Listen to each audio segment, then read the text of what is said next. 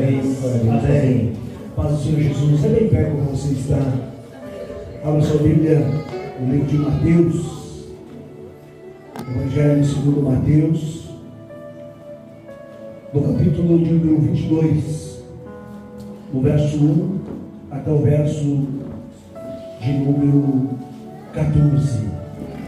Mateus, Evangelho, segundo escreveu Mateus, capítulo 22, no verso 1 até o verso 14. Diz o seguinte: então Jesus, tomando a palavra, tornou a falar-lhes em parábolas, dizendo: o reino dos céus é semelhante a um certo rei que celebrou as bodas do seu filho e enviou os seus servos a chamar os convidados para as bodas, e estes não quiseram vir. Depois enviou outro servo, dizendo: dizei aos convidados: eis que tenho o meu jantar preparado, os meus bois cevados, já mortos, e tudo já está pronto, vinde às bodas. Pois eles não, fazendo caso, foram para o seu campo, outros para os seus negócios, e outros, apoderando-se dos servos, os ultrajaram e o mataram. E o rei, tendo notícia disso, encolerizou-se e, enviando os seus exércitos, destruiu aqueles homicidas e incendiou a sua cidade. Então disse aos servos: as bodas, na verdade, estão preparadas, mas os convidados não eram dignos. E depois as saídas do caminho, e convidai para as bodas a todos os que encontrares. E os servos saíram pelo caminho, ajuntaram todos quantos encontraram, tanto maus como bons, e a festa nupcial ficou cheia de convidados. E o rei, entrando para ver os convidados, viu ali um homem que não estava trajado de veste nupcial, e disse-lhe: amigo, como entrastes aqui não tendo veste nupcial? E ele emudeceu, e disse então o rei ao servo: amarrai-o de pés e mãos, levai-o e lançai-o às trevas exteriores, e ali haverá pranto e ranger de dentes, porque muitos são chamados, mas poucos são os escolhidos. Amém? Feche os olhos, Pai. Nós te amamos e te honramos, porque tu és Deus. Obrigado, Senhor, pela unção do teu Espírito Santo que está sobre esse lugar. Venha ministrar o nosso coração nessa noite, Pai, em nome de Jesus, para a glória desse nome. Amém. Amém. Pode se sentar na presença de Deus. Queridos, quero agora externar minha alegria, minha gratidão por estarmos na casa de Deus, revendo os irmãos, revendo também alguns convidados. Muita alegria. Eu louvo a Deus pela presença e também louvo a Deus pela unção do Espírito Santo de Deus está nesse lugar. Dá para tranquilamente até a meia-noite hoje, sem problema, ninguém vai embora. Em nome do Senhor Jesus. Que bênção, que maravilha, claro. Nós temos alguns minutos aí. Eu quero hoje, nós estaremos iniciando aqui uma série de mensagens. Falei com o pastor Johnny, eu reservei alguns domingos. E nós vamos estar ministrando algumas mensagens que eu creio que vão ser transformadoras para a glória do nome do Senhor Jesus. E eu tenho pelo menos as 4 primeiras mensagens. Nós vamos falar hoje sobre princípios, falar sobre o princípio de honra. Uma das coisas que nós precisamos compreender e entender, que o reino de Deus, ele é um reino de princípios.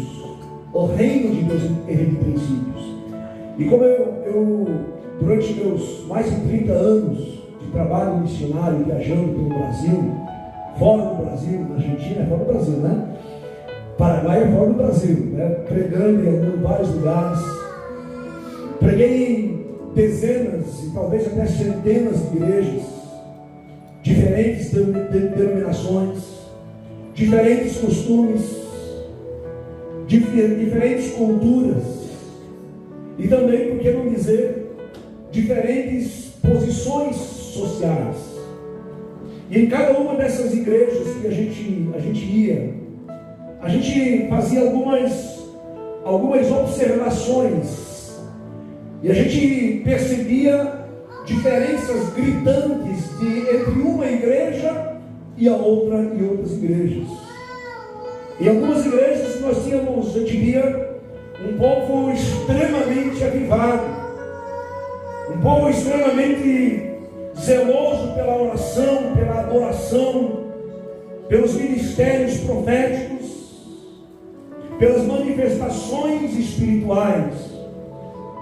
Mas porém havia ausência de outras coisas, e muitas vezes ausência até mesmo de santidade, ausência de prosperidade, ausência de alegria, ausência de bem-estar, ausência de comunhão. Enquanto você ia em outras igrejas e você não encontrava essas qualidades de avivamento espiritual, essas qualidades de manifestações espirituais, eram igrejas que a gente chamaria de igrejas frias. Mas a gente via que havia outros padrões que se estabeleceram nessas igrejas, que era um povo extremamente próspero, era um povo que não glorificava a Deus, era um povo que não se envolvia muito em adoração, mas era um povo extremamente próspero. E eu não vou gastar tempo aqui para qualificar ou para fazer essas divisões, mas a verdade é que haviam dezenas de igrejas com aspectos e manifestações diferentes em cada uma das igrejas. E aí quando a gente olha, a gente faz a gente pergunta, por que isso é assim?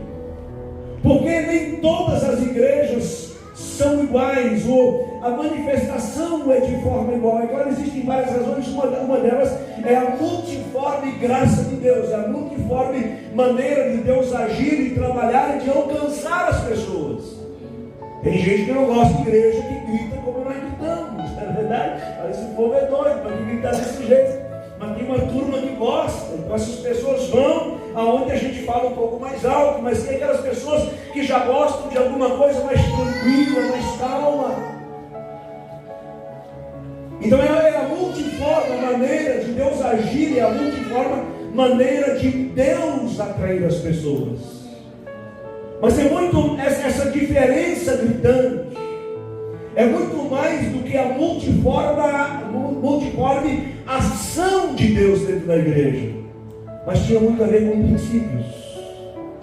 princípios que eram fielmente obedecidos, princípios que eram praticados com zelo, enquanto alguns outros princípios estavam totalmente ausentes daquelas igrejas, ausentes do lugar. E por isso, exatamente por isso, é a razão dessas diferenças gritantes de um ministério para o outro. Mas aí eu me pergunto, por que não? Por que não nós vivermos na plenitude disso? Por que não nós vivermos na plenitude da graça, na plenitude da bênção, na plenitude da unção, na plenitude do Espírito Santo, na plenitude dos dons espirituais, na plenitude da bênção, da prosperidade, na plenitude da alegria, na plenitude da comunhão? Porque nós não podemos viver isso, juntar tudo e vivemos debaixo desses princípios, para que nós possamos realmente viver na plenitude da bênção de Deus. Quinta-feira eu estava ministrando aqui, e eu ministrei um dos textos onde fala assim: com a mesma medida que nós medirmos, também nós medirão. Alguém lembra do versículo? Alguém pode me ajudar aí, por favor? Com a mesma medida que nós medirmos, nos medirão. Então nós é que damos a medida na qual Deus vai nos abençoar.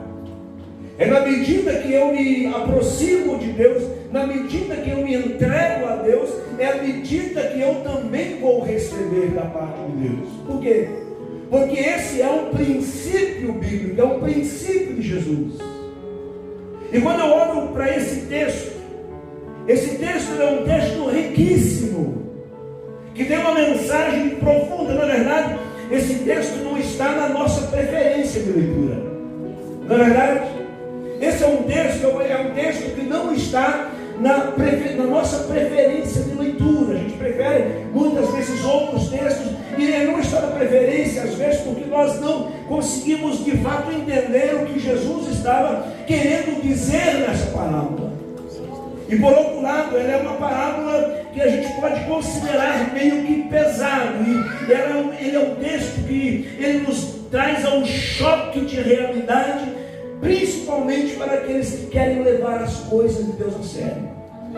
Ele é um texto que choca a gente, ele dá um choque de realidade. E volta principalmente para aquelas pessoas que querem de fato levar as coisas de Deus a sério. Porque, vamos e venhamos, nem todo mundo quer levar as coisas de Deus a sério. Muitas pessoas levam as coisas de Deus meio que a Deus dará, meio que quando der, meio do meu jeito, meio da minha maneira, tentando abrir um espaço na vida para tentar encaixar Deus nesse pequeno espaço. E aí, quando a gente olha para esse texto, isso nos faz lembrar que o reino de Deus, que o caminho que nos leva a Deus, ele é um caminho estreito. A porta que nos leva à salvação, ela é uma porta estreita. E infelizmente nós muitas vezes acabamos nos esquecendo disso.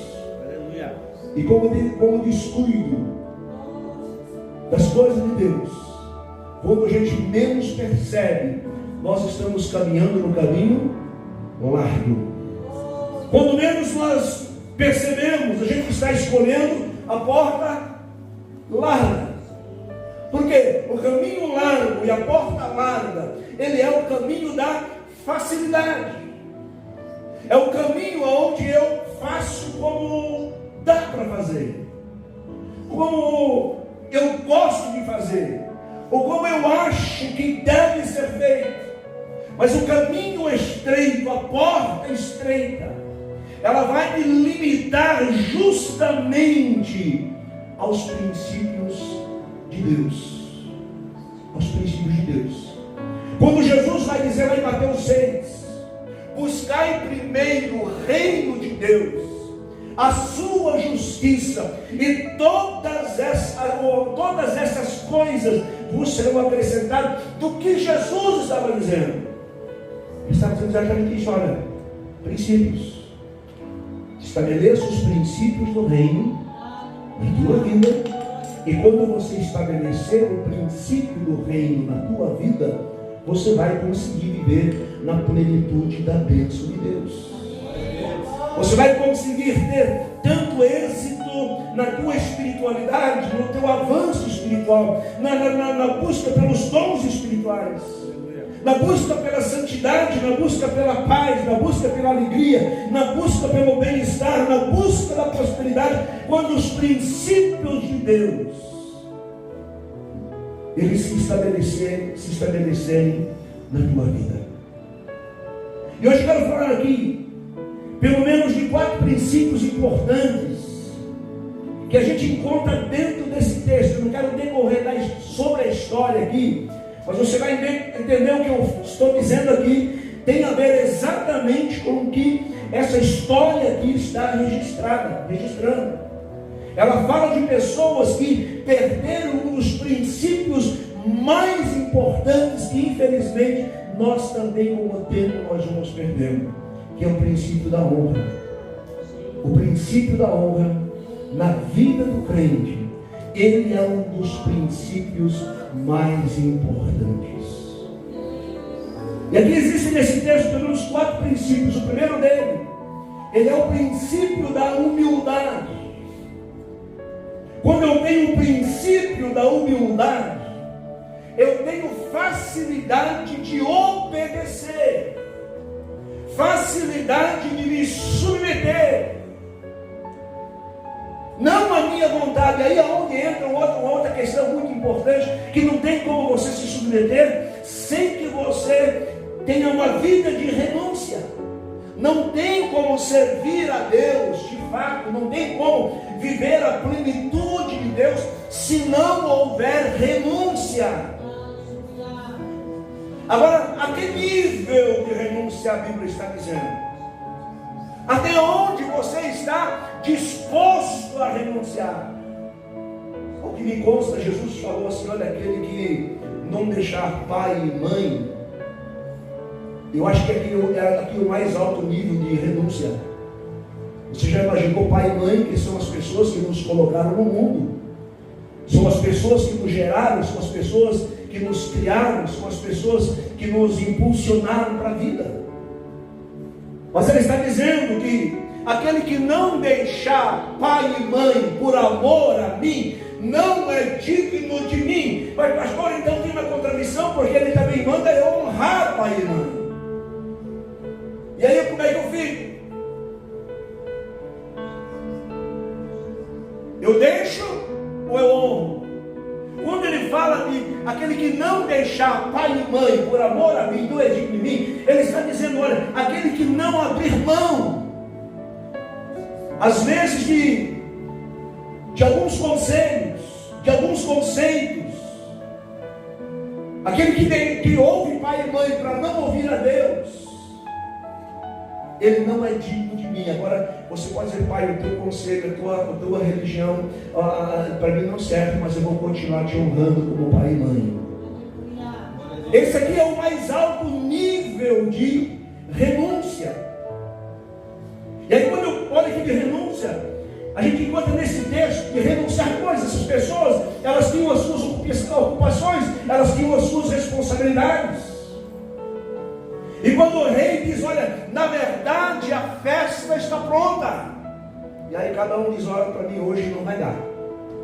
Hoje eu comprei uma junta de bois e eu preciso testar a junta de bois. Outro diz, não, obrigado pelo convite, obrigado, olha, foi jóia, me senti honrado, mas acabei de casar. E outra a mesma coisa, não fala para o rei, um abraço, dá um abraço dele lá, fala que eu amo ele muito, mas diga a ele que eu tenho um negócio.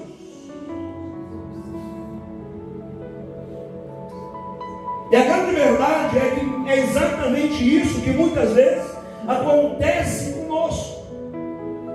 E nós não damos em conta que nós estamos desonrando a Deus, desonrando a igreja, desonrando o pastor da nossa igreja.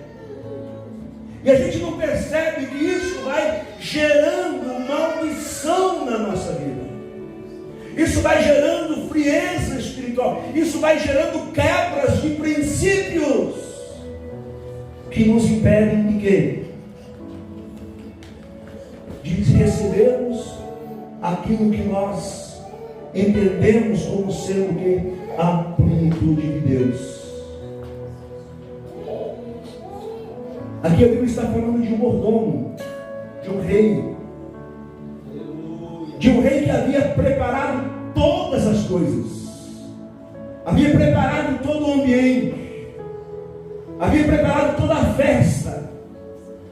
Mas depois aqui no final ele vai dizer que na verdade os convidados, eles não eram dignos.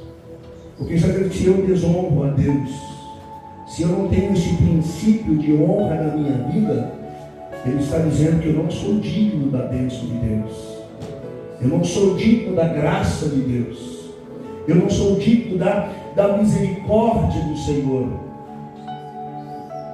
Eu gostaria de falar aqui rapidamente sobre 3 níveis de desonra quando nós não colocamos as coisas de Deus em primeiro lugar. Buscai primeiro o reino de Deus, a sua justiça, e todas as coisas vos serão acrescentadas. Agora, como nós desonramos?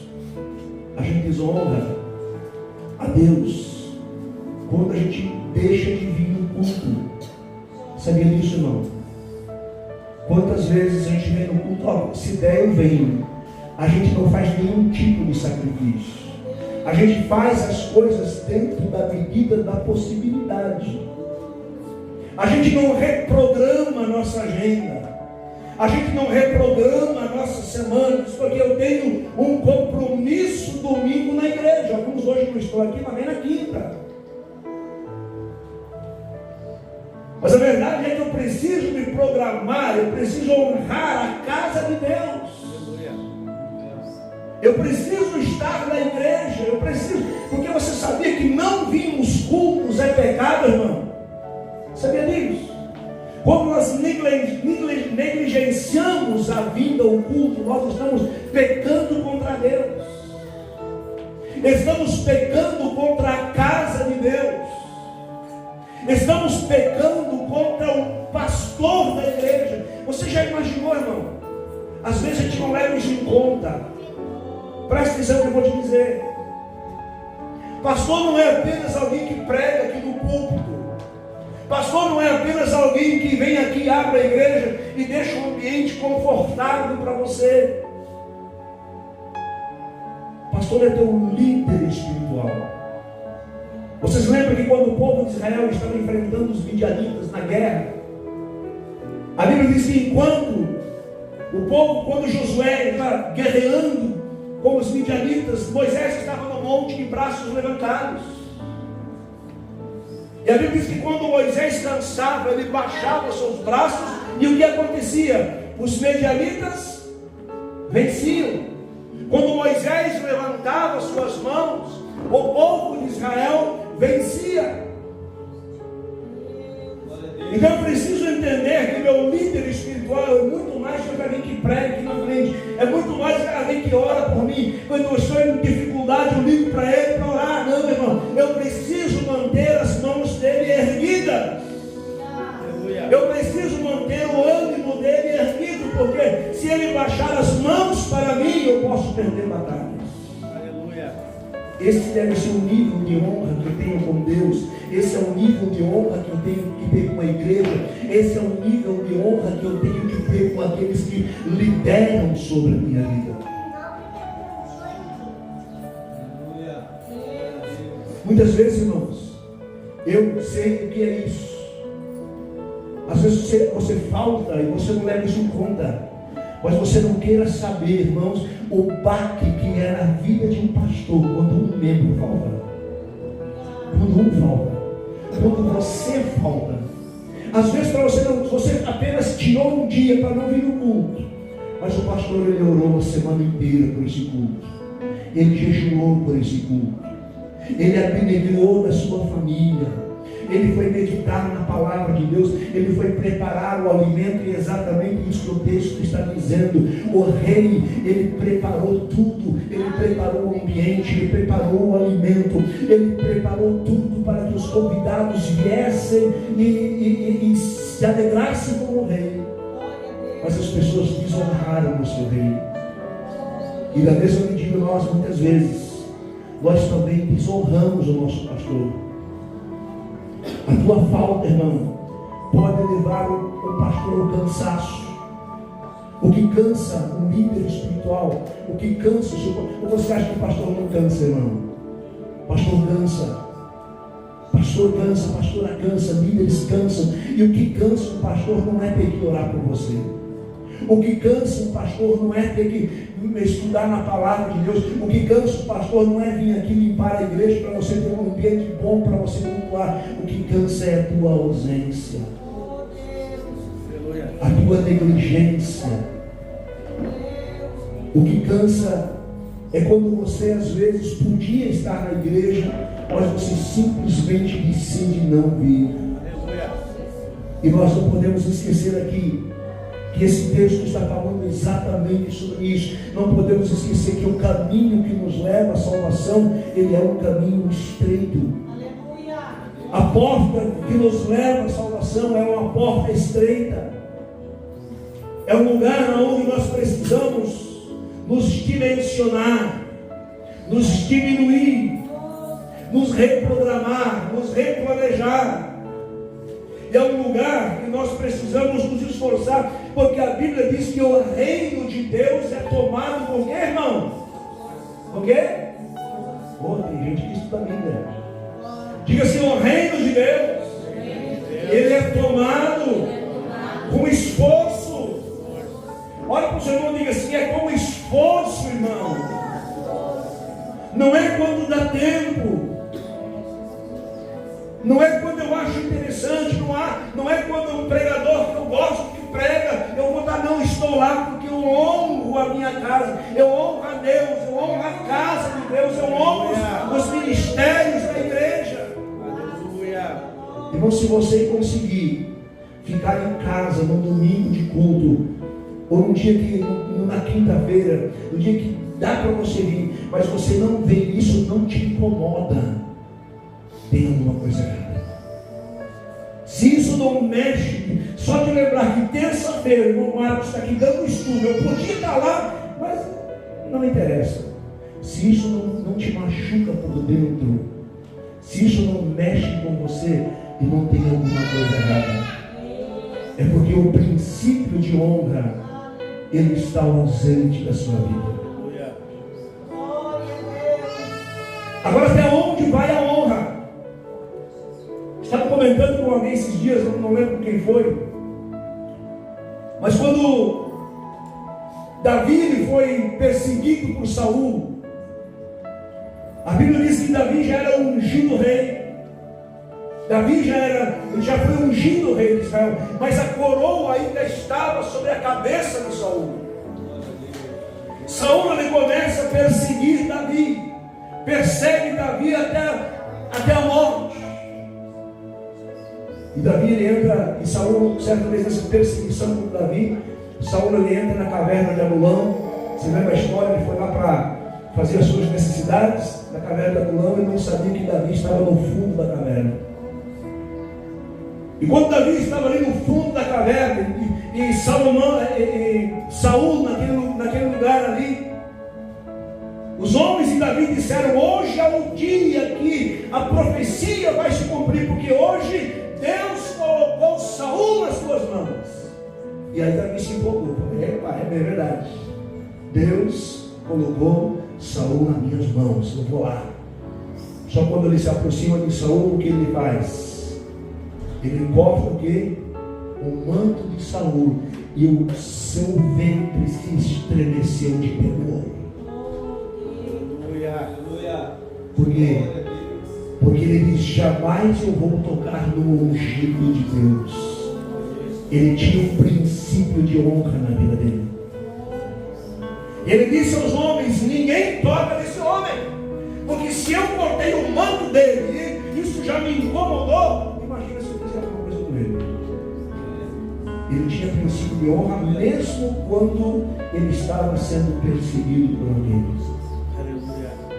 Quando Davi estava fugindo do seu filho Absalão, fugindo pé descalço, alguém lá da montanha olhou para Davi e gritou para ele: ó fujão, ó fujão, sabe que está fugindo? Porque você usurpou o trono de Saul.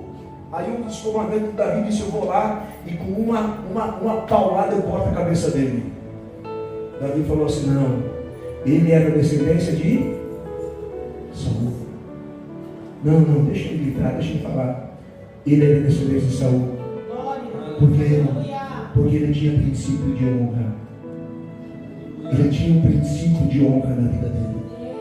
E eu gostaria hoje, irmão, em nome de Jesus Cristo, eu gostaria que você estabelecesse na tua vida esse princípio primeiro de honrar a Deus. Eu faço o que eu faço porque eu honro a Deus. Eu não posso fazer o que eu queria fazer porque eu honro a Deus. José, lá no Egito, quando a mulher de Potifar tentou agarrar forças José, o que ele falou? Ele falou: eu não quero. Dizer não posso. Talvez no seu íntimo, no interior, até ele queria, mas ele disse: eu não posso. Eu não posso, porque eu tenho honra ao meu Deus. Eu faço o que eu faço porque eu honro a Deus. E eu deixo de fazer o que eu gostaria de fazer, eu não faço também, porque na verdade eu tenho honra ao meu Deus. Aleluia. Quando eu oferto, eu dizimo. Quando eu venho mais cedo para o culto, é porque eu tenho zelo pela casa de Deus. Aleluia. Quando eu venho nos cultos, mesmo que eu não quisesse vir. É claro, irmãos, existem algumas situações que não dá. Nós estamos generalizando aqui. Tem pessoas que não podem realmente, por força de uma situação. Mas quando eu venho, mesmo que eu não queria vir, é porque eu pensei que o meu pastor da semana inteira programou esse culto. A semana inteira o Ministério de Louvor se preparou. A semana inteira o irmão Marcos, ele se preparou para dar um estudo bíblico. Eu não posso faltar, eu não posso fazer isso com ele. Eu preciso honrá-lo. E aí o que acontece? Jesus fala assim: por isso que muitos adúlteras vão entrar na nossa frente no reino de Deus.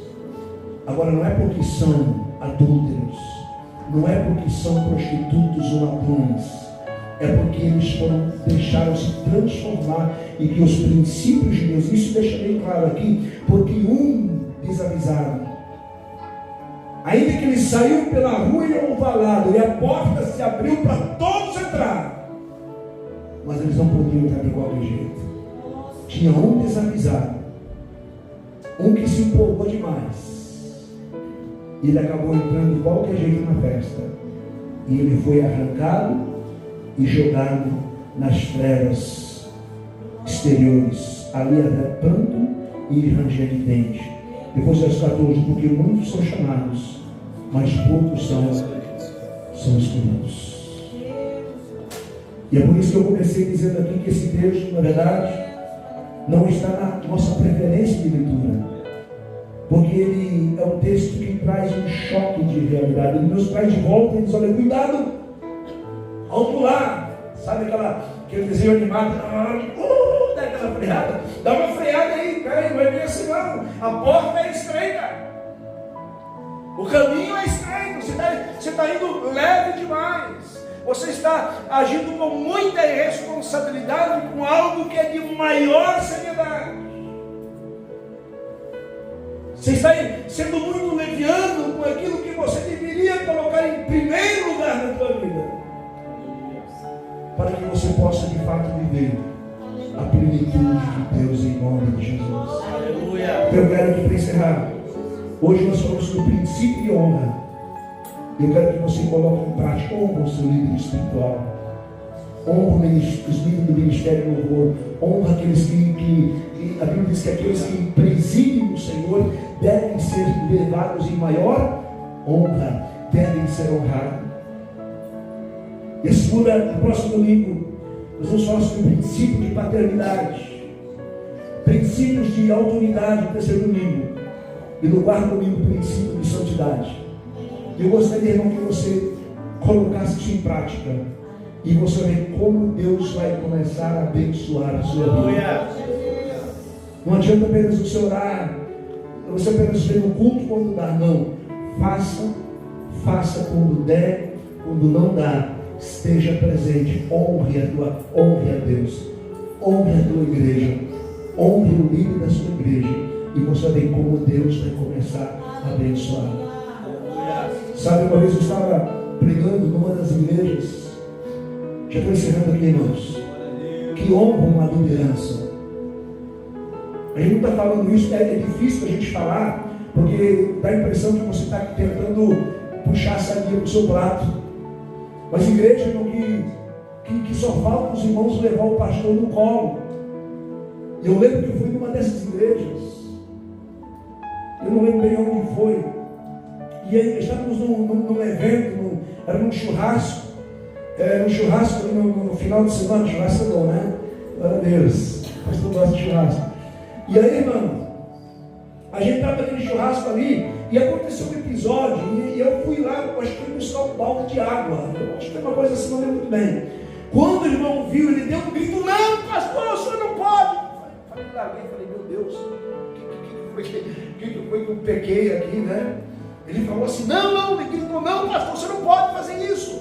Eu larguei lá, falei: será que dá choque? Né? Achei aquilo estranho. E aí ele foi lá, ele correu ao meu encontro, pegou e disse: não, você é pastor, você não pode fazer isso. Eu falei: meu Deus do céu. Sabe o que é isso, irmãos? É o princípio de Mas eu estou dizendo que algumas pessoas levam a honra ao nível máximo. Levam a honra a Deus ao nível máximo. Levam a honra à igreja, à casa de Deus ao nível máximo. E isso vai produzir resultados máximos na tua vida, em nome de Jesus. Porque com a mesma medida que você mede, também vos medirão. Você será medido com a medida que você medir. Amém? Amém? Está difícil dar um amém aqui. Amém, irmão? Aleluia! Oh, que dificuldade. Aplausos bem forte em nome de Jesus. Você pode colocar a Deus aqui. Nós vamos orar.